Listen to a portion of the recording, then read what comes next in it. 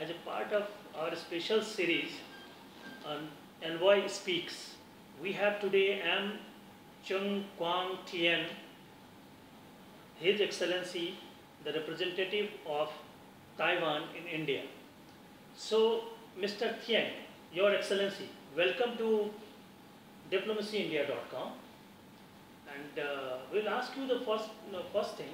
What is the present state of relations between India and Taiwan, given the historical background of great friendship of Mr. Chiang Kai-shek with Mr. Nehru, with Mr. Gandhi, and India's cultivation of those days?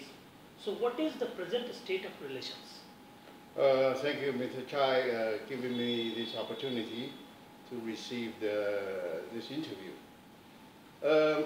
Talking about the relations between Taiwan and India, if we do not date back to thousands of years, is a high monk of Xuanzhuang. He came to India and he spent 17 years in India, and he brought back a lot of Buddhism, what do you call the books, and translated into Chinese. This is how we first initially contacted with Indian. Religion started.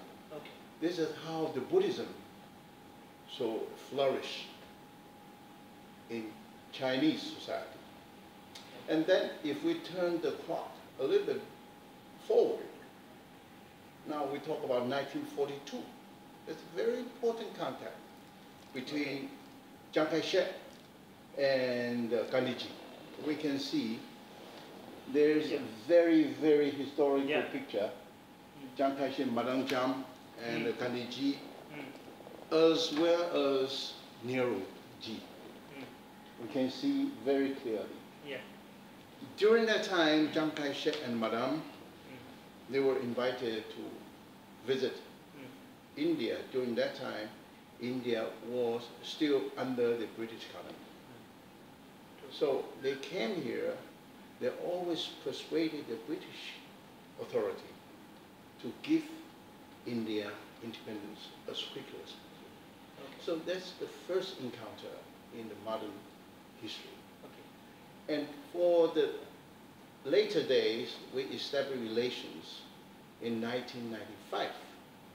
We established the representative office in the respective capitals.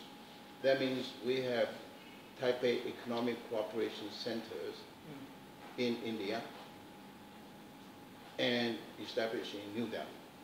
And India Taiwan Association established in Taiwan, in Taipei, Taiwan. This is how we established relations. And ever since then, our relations in terms of trade, in terms of science and technology, in terms of education, in terms of tourism, flourished. So since now, as of last year, our trade volume reached 6.5 billion US dollars. Fine.